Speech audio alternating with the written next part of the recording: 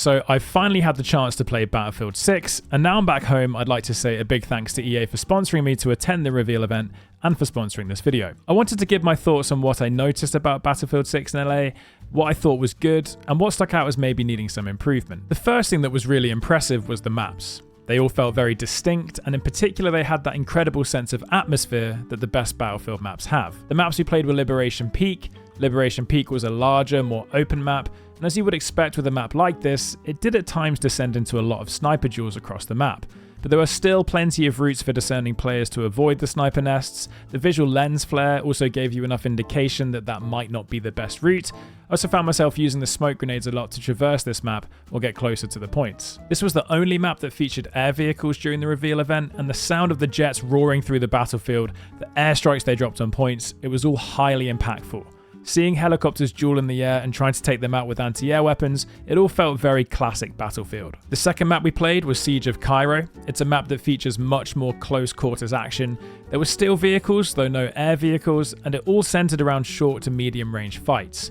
Due to the condensed nature of this map, you experience so much destruction. This added so much cinematic quality to the experience, and pretty much every clip I can pull from this map has something very dramatic going on.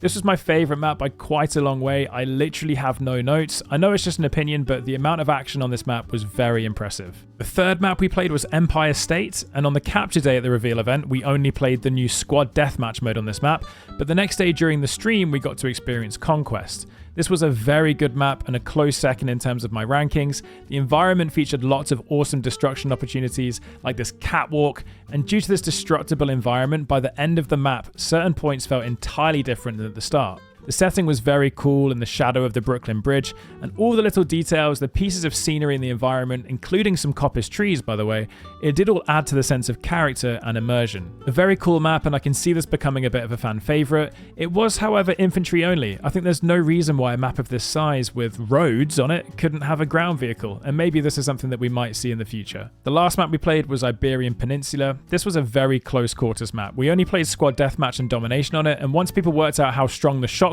was in the reveal build, this was an absolute shotgun fest. It's a pretty cool map that works well for a close quarters, quick, infantry-only match, but I do need to play more of it before passing judgment. You can, of course, destroy a lot of the buildings in this map, and I did this a lot with the grenade launcher, but a lot of the areas across the map felt very similar, not so much in the way of variety across the different areas on this one, so although good, it wasn't one of my favourite maps. It's also important to note that I played a lot of these maps on multiple game modes, and in different game modes there were different variants of the map. For example, Liberation Peak also had a domination version, which included just the small urban area of the map. All in all, maps were good, but I do feel like I didn't get to see a truly large-scale map with a lot more hot war going on. Although Liberation Peak was the largest map we played, it wasn't that large in my opinion. Hopefully with the other maps such as the fan favourite Operation Firestorm returning, we can see much more in the way of large-scale warfare.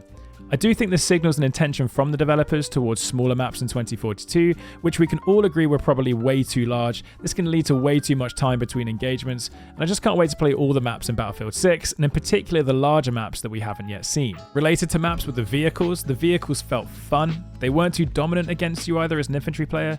They provided some great dramatic moments with the new destruction, tearing down buildings and scenery, but I would have loved to see more in the way of aerial vehicles, and in particular it's a shame that we only saw one helicopter during the reveal. It would have been interesting to see little birds and to generally just have more targets when you're playing as an engineer. Now I am very biased on that because I was fishing for clips for YouTube for almost just an entire game, trying to hit air vehicles with unguided RPGs, but I do think casual players at home would also like more opportunities to hit those clips. We are after all looking for the only in Battlefield moments. In terms of gunplay, the guns felt very powerful. They felt grounded in your hands, they packed a serious punch. The time to kill was very quick, but as a casual game, this isn't unusual, and it does mean that positioning is now very important. Remaining unseen, playing off angles where you can be sure to see players first, these are all going to be very important in this game. Snipers felt good, and I did have some great sniper duels. There weren't a range of snipers to choose from, that stuck out, so it remains to be seen how sniping is in this game fully, but certainly the sniper in the reveal did feel pretty fun and very usable. Also paired with the recon class where you automatically spot people, it's a very effective gun in the long range to help your team and get some kills. All the assault rifles felt great. great, the M4 was my favorite, the SMGs were very fun to use. The only problematic weapon, as I said previously, was the shotgun. It was just incredibly overpowered in the close range, and I think this will surely be updated by the beta or by launch. The shotgun meta will be inevitable if there are no changes.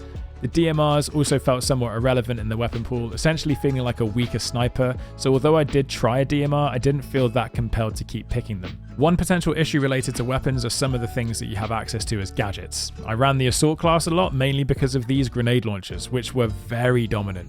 You get 2 different grenade launchers, one explosive and one incendiary, and they were incredible. You could also switch from them back to your primary weapon very fast, making them the perfect addition. I just think there might be a strong chance that we see these nerfed, but DICE, please, just leave them alone. Think of the casual players. But the reason they could be a potential issue is if lots of people are running these, it will just descend into a noob tube hellscape, and we'll have to see on that one.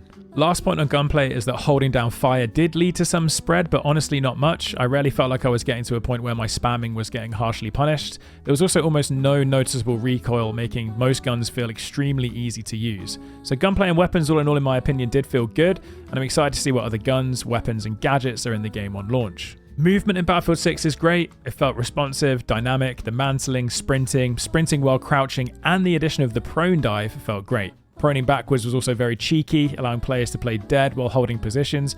To my mind, the most important thing about movement in games is that the general movement around the map, just how it works with the map design, it's got to be fun. It has to feel good just generally moving around, and in BF6 it did. The biggest gameplay feature that really stood out was the destruction. Destruction is back in a very big way, and it is seriously impressive.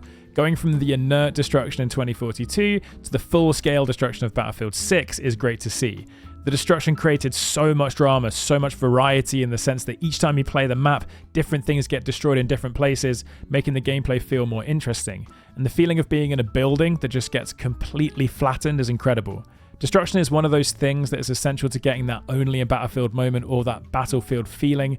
I had a moment where a helicopter was shot down, it spiraled out of the air above me, landed on a building, and then destroyed that building, and all I could think was, this is Battlefield. The next best gameplay feature that really impressed me was the Dragon Revive feature. This is seriously good. Being able to move players out the way and stick the revive in cover is such a game changer and a great addition to Battlefield. The only potentially negative thing I would say in terms of new gameplay features is that there are these perk bonuses for each class that display on the right.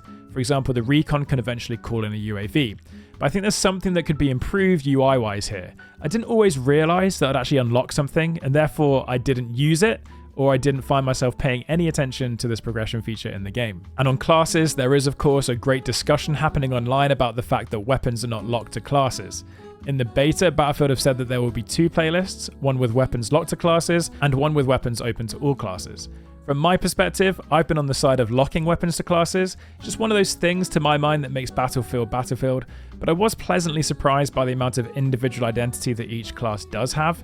The gadgets are so powerful and unique to each class that I still found myself swapping between different classes to play different roles, and your choice of class still feels very important and impactful. I just didn't really care that the weapons were available to all classes. It wasn't that noticeable. It didn't affect my enjoyment of the game at all. I am, however, very excited to play this game with weapons locked to classes in the beta, and seeing if this makes the game even better and even more well received. The visuals of the game were good. I was running the game at very high graphics, experimenting with DLSS and sharpening, didn't seem to run into any problems on the build they had there at the event. The backdrop on Liberation Peak, all the settings on different maps were great with lots of detail unique to each map.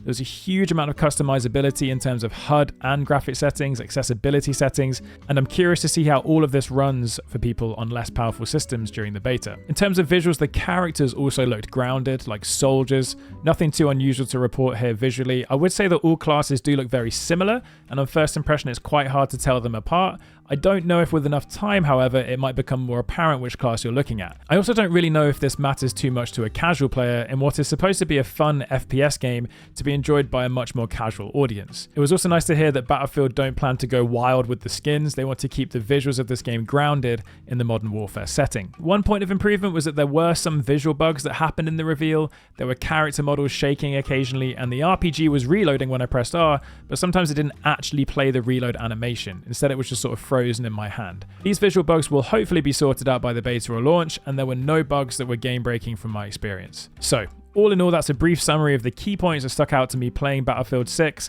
There are loads more things to see in the game. The Portal mode in particular really intrigues me. As a more casual player and a content creator who focuses on having a laugh, unleashing the community's creativity on fun maps and modes will be brilliant. If you guys enjoyed this video, consider leaving a like. If you want to see more Battlefield 6, then do subscribe to the channel, as I'll be playing a lot more of this game moving forward.